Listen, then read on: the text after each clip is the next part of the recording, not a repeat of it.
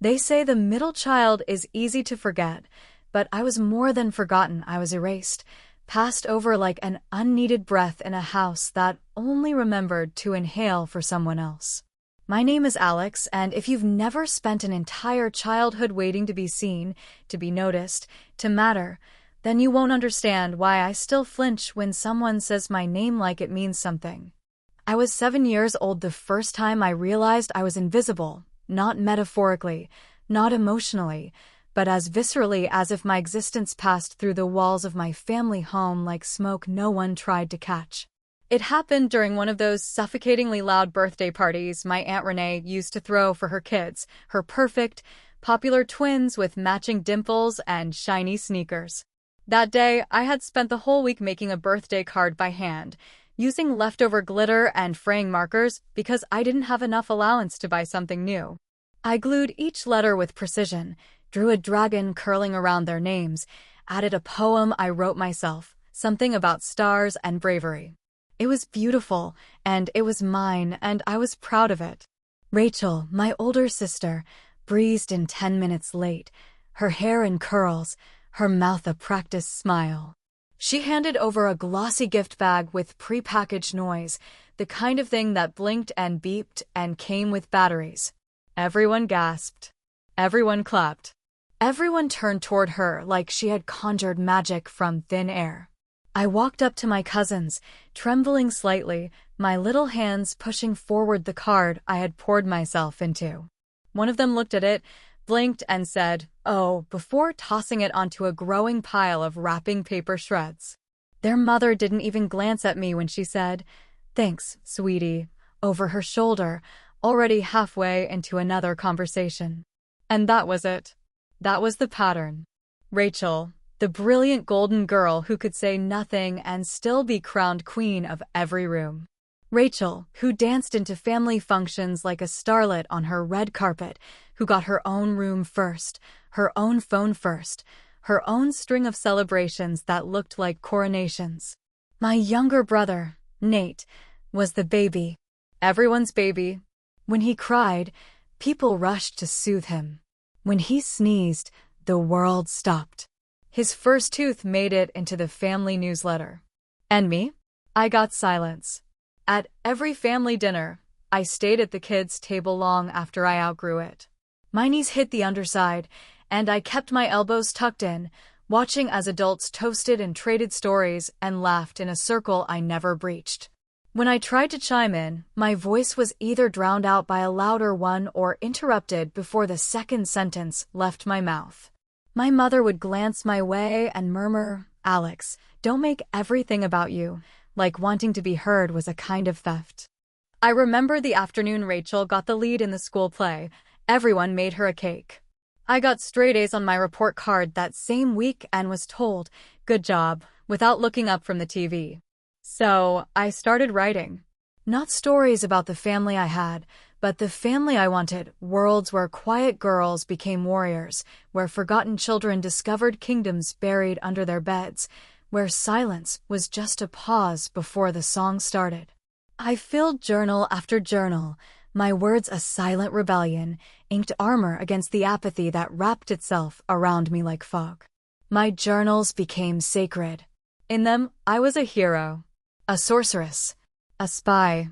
I wasn't Alex the forgotten, I was Alex the brave, Alex the seer, Alex who heard the whispers of ancient things and knew what they meant. My parents never asked what I wrote. My mother once found one of my journals, Volume 3, where I wrote a chapter imagining a version of her who noticed everything, who looked at me like I mattered. She handed it back with a tight smile and said, "You always had such an overactive imagination." Overactive, as if it were a disease. I learned how to smile when I felt like screaming, how to nod when I wanted to run, how to say, "It's fine," through a throat full of glass. I knew how to sit quietly at dinners where Rachel recounted her week while everyone nodded along, even though she skipped classes, even though she lied constantly, even though her stories were almost always about boys and lip gloss and being so tired from cheer practice. But she sparkled. And sparkles were loud. There was one night, I remember it with crystalline clarity, when I woke up from a nightmare, heart pounding, breath caught in my chest. I was 12. I crept down the hall to my parents' room, the way kids do when they need to feel safe. The door was slightly open, and I heard them talking. "She's so quiet lately," my dad said, his voice barely more than a hum. "She always has been," my mother replied. "Rachel is the one we really need to keep an eye on. Alex is fine. Fine. Always fine." It was the word they used to dismiss me, wrap me in gauze, and set me aside. Fine meant invisible. Fine meant don't bother. Fine meant she won't make a mess, so we don't have to clean anything up. After that, I stopped knocking on doors. If childhood was the slow ache of being unseen, then adolescence was the sharp sting of being deliberately misunderstood, like walking barefoot through a field of glass while everyone else danced on grass. I thought, foolishly, that growing older would finally give me volume, that maybe when my voice deepened, my thoughts sharpened, and my body changed, they would be forced to notice the girl I was becoming instead of clinging to the one they refused to see. But I learned quickly that invisibility doesn't always come from being ignored. Sometimes it comes from being seen through a filter that isn't your own, distorted, simplified, dismissed. It started when I began dressing differently, not for attention, not to provoke, but because I had finally discovered what colors felt like me. I'd stand in front of the thrift shop mirror wearing mismatched patterns that made me smile, long skirts with swirling constellations, oversized sweaters in deep forest green, boots scuffed with the promise of long walks and longer thoughts. I wore wire-wrapped pendants I made myself, each holding a stone I thought might absorb some of the silence lodged in my chest. To me, they weren't clothes, they were armor. To them, I was just being difficult. At Thanksgiving that year, I showed up wearing a vintage blazer I'd found in a dusty corner of a secondhand shop, navy blue with velvet patches on the elbows, paired with a copper brooch shaped like a raven.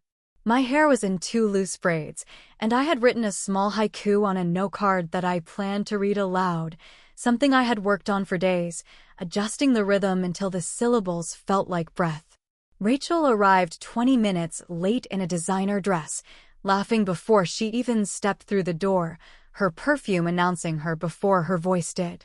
The moment she saw me, she let out a little gasp, the kind that makes rooms quiet and attention freeze. "Oh my God, are you playing a librarian in a school play?" she asked, her tone sweet enough to sour milk. The aunts laughed, especially Aunt Marla, who always laughed at Rachel's jokes like she was trying to earn a seat closer to her spotlight. "She's artsy now," she said, motioning toward me with a wine glass in hand. "Just let her express herself. It's probably a phase." Probably a phase. That phrase stung deeper than it should have, not because they said it, but because I knew they wanted it to be true. The truth was, I had never felt more like myself, never more aware of the lines in my own face when I looked in the mirror, and yet to them, I was still a placeholder in a family photo they'd crop later. At my cousin's wedding, the pattern repeated itself with clinical precision. The ceremony was beautiful, staged in a vineyard with white roses crawling along the arch and soft piano music trailing across the wind. Rachel was, of course, the maid of honor, dressed in a curve-hugging blush gown, her hair in sculpted waves that looked like they belonged in a shampoo commercial. During the reception, she gave a toast, something about love being champagne and compromise being bubbles, and everyone clapped like she'd quoted Plato and solved world peace in the same breath. When she sat down, flushed with applause and camera flashes, I stood hesitantly and stepped toward the small microphone at the edge of the dance floor. My poem was short, just under 2 minutes, something I wrote about second chances and weathering storms, how love, real love, was not the fireworks, but the ember you keep alive through long winters.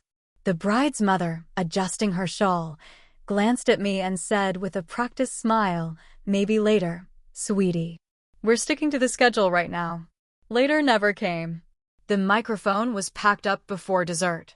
I sat there the rest of the evening holding my poem like a child holds a broken toy, pretending it still worked, pretending it still had meaning. The napkin on my lap, blurred with the ink I didn't notice, was dripping from my fingers, because I hadn't realized until that moment that I had gripped the page so tightly I'd punctured it. Rachel kept mocking me, not with subtle jabs anymore, but with bold declarations meant to entertain the table.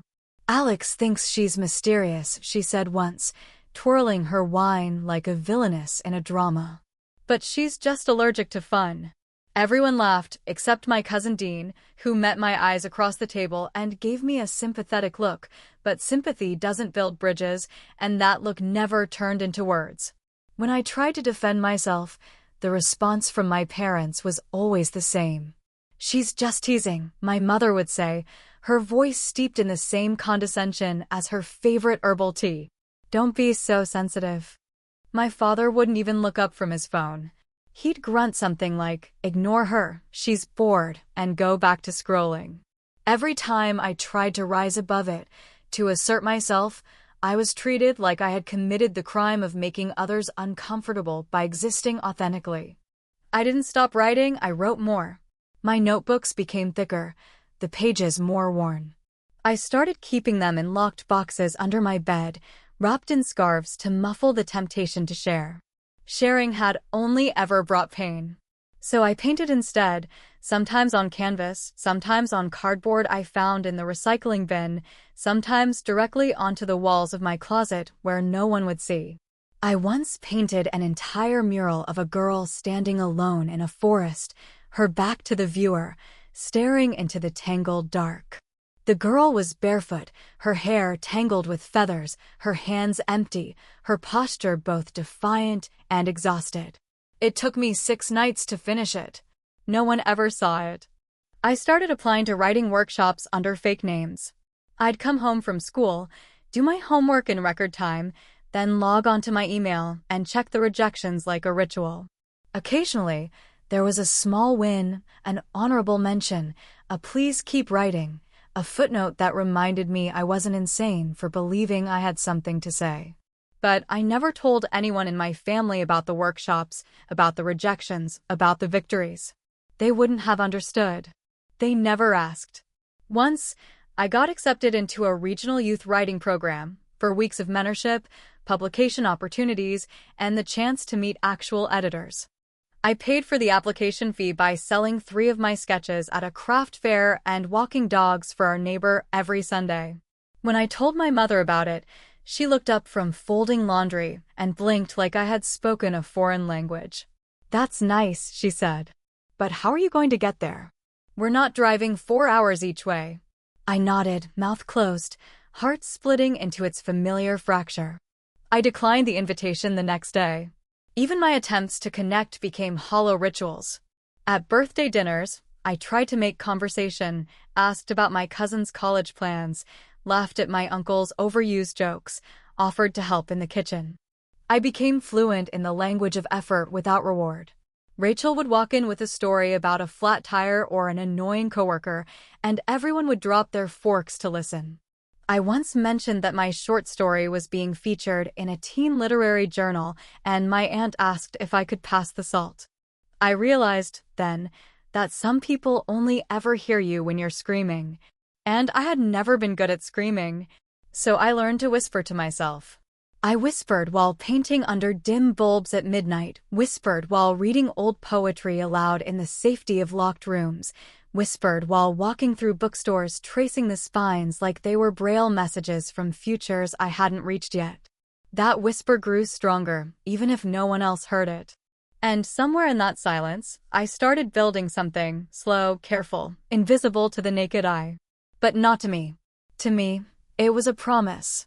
A promise that one day, I'd stop trying to earn a seat at a table that was built to ignore me. There's something about crossing a state line that makes you think distance can bleach the past. I had hoped that maybe, just maybe, time away had blurred the outlines of who I was to them, smudged the edges of the invisible lines that used to fence me in. I thought when I came home from college, changed and sharpened and maybe even a little successful, they might look at me with new eyes. I should have known better.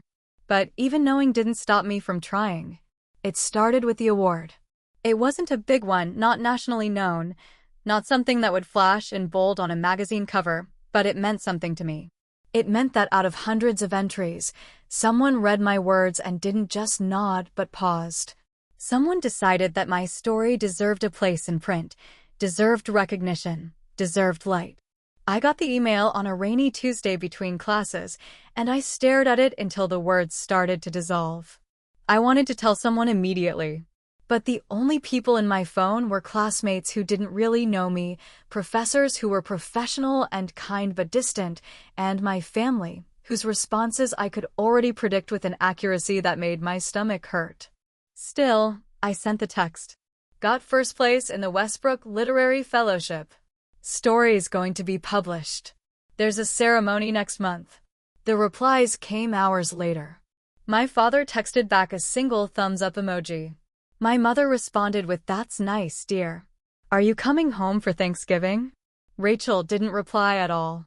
I told myself they were busy, that they didn't understand what the award meant, that it wasn't malicious, just habitual ignorance. It was always easier to lie to myself than face the possibility that they simply didn't care. But I still packed my bags and came home for the holidays because the part of me that still wanted to be known, the part that still believed maybe this time would be different, wasn't dead yet. It was snowing the day I stepped back into my childhood home. Everything looked exactly the same and completely different all at once. The photos on the wall hadn't changed, but the way I saw them had. Every frame was a snapshot of a moment I didn't belong to, a collage of memories where my presence had been cropped out with precision. I had a plan that year. A wild, desperate, foolish plan that maybe if I brought the family together, if I hosted something, cooked something, poured every ounce of goodwill I had into creating something warm and welcoming, they'd see me differently. They'd remember I existed in ways that weren't footnotes or obligations. They'd notice. So I invited everyone to a holiday dinner.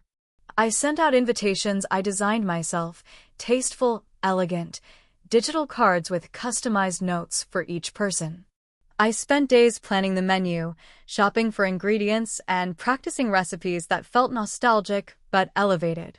I scrubbed the old kitchen until it gleamed, rearranged the dining room so it could seat everyone comfortably, and even strung up lights by myself while my hands ached from the cold. I set the table with cloth napkins, real silverware, and handwritten name cards. I had playlists cued, candles lit, and a smile rehearsed in the mirror. I wore a deep burgundy dress that felt like confidence sewn into fabric. People started showing up late. My uncle claimed there was traffic. My aunt said she had forgotten the time. Rachel and her boyfriend walked in 45 minutes past the invitation hour, laughing about something no one else heard, their arms linked like they were conjoined at the bone. My parents arrived without so much as a "sorry we're late," my mother already critiquing the temperature in the house, and my father reaching for his phone before he even sat down. We sat down to dinner, eventually. I tried to carve the turkey while everyone watched with disinterest, their conversations already spiraling off in unrelated directions. I served each plate with care, asked about their lives, made jokes that fell flat, and smiled so much my cheeks hurt. Then the joke started. "Bit dry, huh?" my father said, nudging my mother, who offered a tight chuckle and added, "Next year, maybe we'll just cater." Rachel rolled her eyes and whispered something to her boyfriend, who laughed too loudly and said, "This is why we do sushi on holidays." I didn't respond. I nodded, excused myself, and brought out the dessert, homemade pumpkin pie, the recipe stolen from an old cookbook I had found in a used bookstore. They barely touched it. I was clearing plates when Rachel stood up and tapped her wine glass with her ring finger. It sparkled.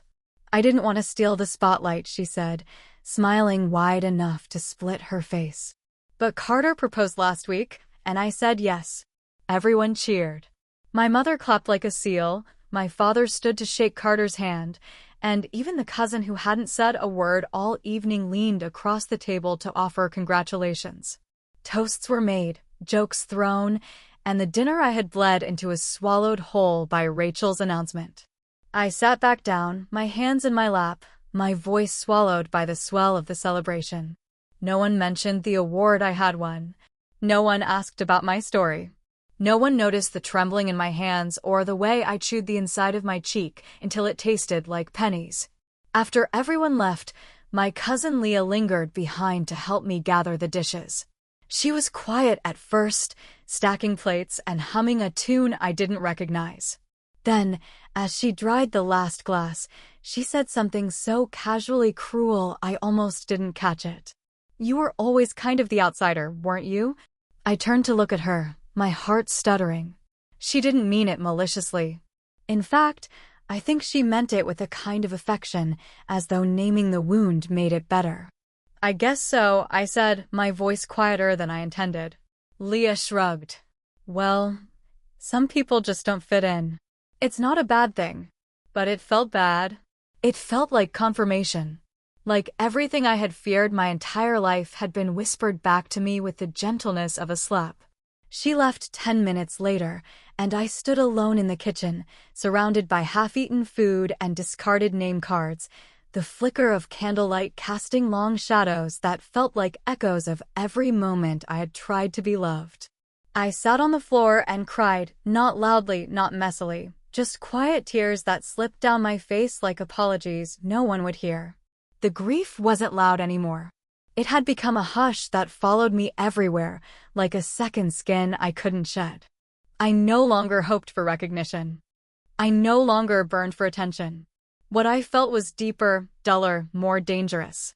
I felt hollow. And worse, comfortable with the hollowness. Because at least now I knew. At least now, I could stop waiting for a family that had never once waited for me. They say there's a moment, just one quiet moment, when everything you've tolerated becomes a weight you finally refuse to carry. And it doesn't announce itself like thunder, or break like glass, or scream through clenched teeth. No, when the final thread snaps, it whispers. I didn't expect to find that moment at a child's birthday party. I arrived early. That's the thing about me, they could ignore me, dismiss me, mock me, but I always showed up early. I brought a tray of handmade cupcakes, carefully frosted and decorated with tiny edible stars, because my nephew, Ryan, had once said he wanted to be an astronaut. I remembered that. No one else did, judging by the pile of superhero-themed toys near the cake table. But I held onto it because details matter when love isn't assumed. I wore a soft blue dress, with a sweater my grandmother had knitted me before she passed. The cardigan had tiny embroidered birds across the shoulders. No one ever noticed that either. But I wore it anyway because she had loved me quietly in ways the rest of the family never had.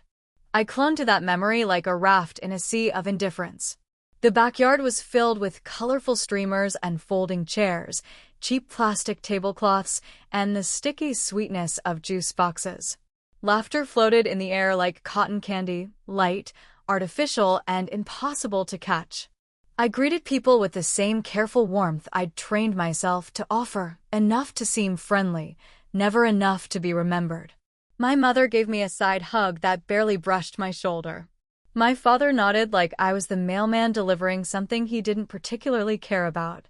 Rachel swept in an hour late, hair immaculate, sunglasses perched on her head like a crown. She carried a glossy gift bag from some boutique brand, the kind you buy when the present doesn't matter, but the price tag does. She didn't even glance at me as she passed. Still, I stayed.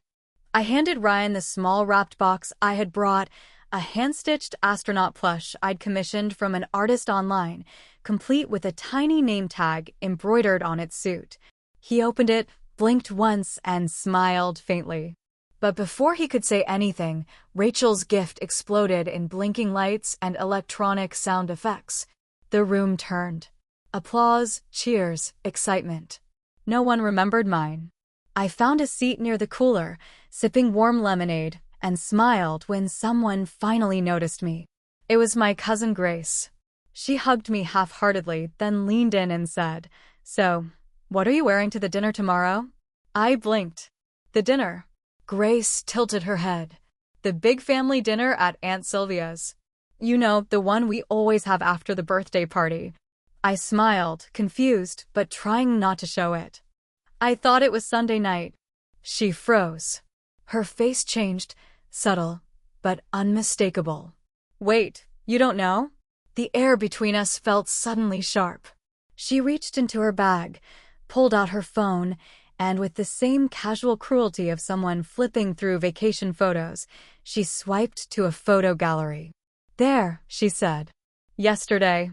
The screen glowed with the evidence. A long table draped in linen, candles flickering, wine glasses raised mid-toast. Rachel in the center, laughing, arm hooked around her fiancé. My parents on either side of her, grinning like they'd won something. Even Uncle Dean, who lived 3 states away, was there, his arms slung around Aunt Marla, who wore the necklace I had once gifted her and never saw again.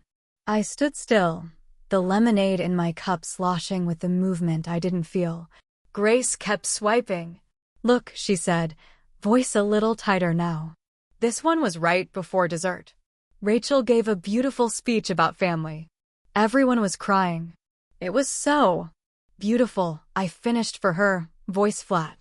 Yeah, she whispered, then paused. Wait, you really didn't know? I shook my head once, slowly, as if moving too fast would cause something inside me to splinter. Before I could say more, Rachel walked up, her heels clicking like punctuation.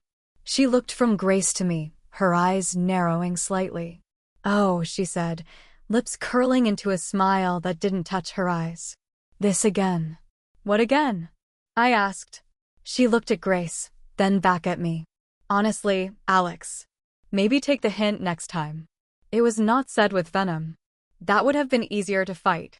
It was said with exhaustion, like I was the one who kept knocking on a door that everyone else knew was locked. Like I was the one who refused to read the writing on the wall, written in my own tears. I stared at her, at the perfect curve of her smile, the diamond on her finger, the casual cruelty of someone who knew she could hurt me and still sleep soundly afterward. No one else stopped talking. No one else turned to see. No one even noticed I had stopped breathing. And in that silence, bitter, metallic, final, I realized something I should have known a decade ago. This wasn't about misunderstanding. This wasn't about miscommunication or growing pains or clashing personalities. This was deliberate. They had chosen to live without me.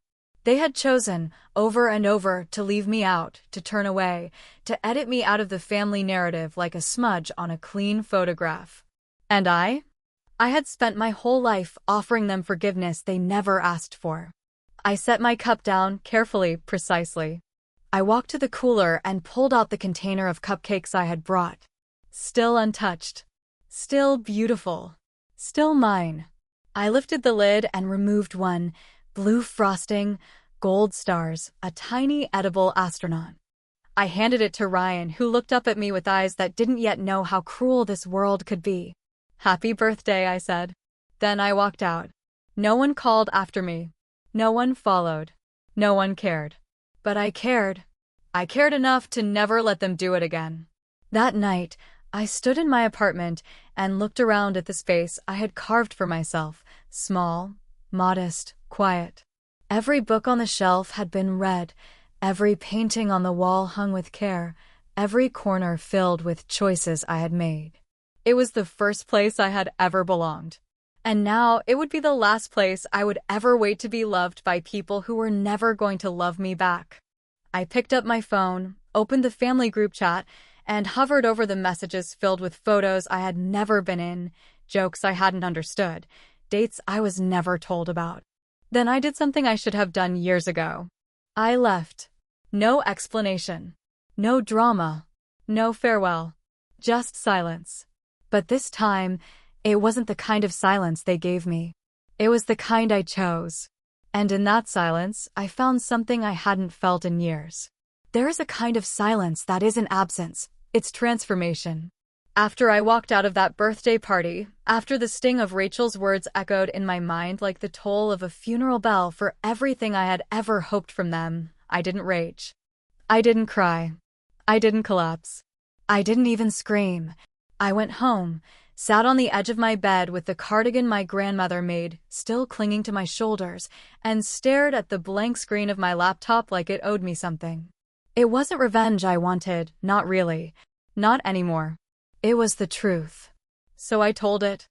I didn't bury it in metaphors, didn't disguise it as fiction, didn't soften the edges to make it easier to swallow. I wrote it clean, clear, and sharp. Not to hurt them, but to set myself free. I started with a photo, me at 5 years old, standing alone at the edge of the school stage, holding a paper star I had cut out by hand. In the background, the other kids were hugging their parents. Mine hadn't come. The caption beneath it read, "The night of my first school play." I waited 42 minutes before the janitor offered to call someone for me. From there, it unraveled like silk soaked in gasoline. I posted photos they had forgotten existed. Me at 10 with a birthday cake I baked for myself. Me at 13 with a science fair ribbon no one asked about. Me at 16 in the dress I bought with babysitting money for Rachel's graduation party because mom said there wasn't room in the budget to buy me something new. And then I wrote. Not with fury. Not with resentment. But with clarity honed by decades of watching my heart be handed back to me in pieces, wrapped in politeness and casual disregard. I wrote every moment down, not to accuse, but to illuminate. I was never the loud one, I wrote, never the favorite, never the bright light in the room. But I was there. I showed up. I stayed. I listened.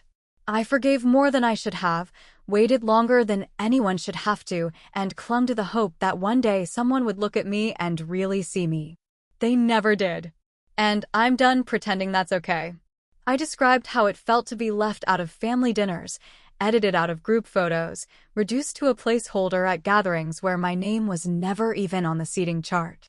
I wrote about the time I watched my own poem be silenced at a wedding reception because Rachel's hair had to be redone for the photos. I ended it with one sentence. This isn't bitterness. This is clarity. You can't erase someone and expect them to stay whole. I won't chase people who don't see me anymore. I hesitated for a moment, hovering over the post button, wondering what this meant, what doors I might be closing, what flames I might be fanning. Then I hit publish, and I went to sleep. The next morning, my phone had exploded. Messages from people I hadn't heard from in years. Private notes from distant cousins who said they had seen the same patterns in their own families, who thanked me for saying what they were too afraid to. One of my uncles, the one who always used to call me Quiet Alex like it was a flaw to be corrected, sent a message that simply said, "I'm sorry. I didn't know. But I should have." A woman I'd only met once at a wedding sent me a paragraph saying she remembered how I had helped her carry dishes to the kitchen when no one else would, and that she had never forgotten that small moment of kindness. Even people outside the family, friends of friends, strangers who stumbled on the post, shared it. They left comments. They wrote, "This is me," and "Thank you for putting this into words," and "I needed this." But the one that hit hardest came in the form of a voicemail. From my mother. I didn't pick up when she called. I let it go to voicemail, my heart pounding so hard I could feel it in my throat. I waited an hour before I could bring myself to press play. There was no introduction. No, "Hi, sweetheart," no, "It's your mom," no explanation. Just a long, dragging silence. Then, finally, her voice small, frayed at the edges like a page worn thin. "I didn't know," she said. And then she hung up. That was all. Not "I'm sorry." Not "I love you." Just those 3 words. I didn't know. But she did. They all did. They knew in the way people know a room is cold but don't bother to turn on the heat. They knew in the way people know a chair is uncomfortable but keep sitting in it because it's familiar. They knew. But now the world knew too. And they couldn't pretend anymore. I didn't go to the next gathering.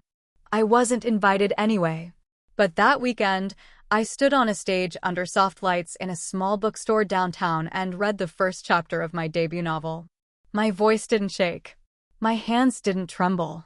I looked up and saw rows of faces, friends, colleagues, mentors, people who had cheered for me when I won that small literary award, who had sent flowers when my first short story got published, who had read my work and asked about my characters and told me my words mattered.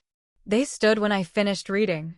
Not out of obligation, not because I was family, not because they felt guilty. They stood because they saw me. And that was everything. After the reading, a young woman came up to me holding a dog-eared copy of a literary journal from 5 years ago. "Your story saved my life," she said. "It made me feel less alone." I took her hand, held it for a moment, and said, "You were never alone. They just wanted you to think you were." We hugged. And for the first time in my life, I didn't feel like a ghost trying to whisper her way into someone else's story. I was the story. My story. I went home that night, lit a candle, poured a glass of wine, and opened my grandmother's old recipe box. I pulled out her card for apple pie, the one she had written in her swirling cursive, the one she used to bake when I was the only one who stayed behind to help her clean. I made it, not for them, for me, because I finally understood that I didn't need their approval to be whole. I didn't need their attention to exist. I didn't need to keep proving that I mattered. I did. I always had. They just didn't look closely enough to see it. But I see it now. And I will never again make myself small for people who are blind by choice.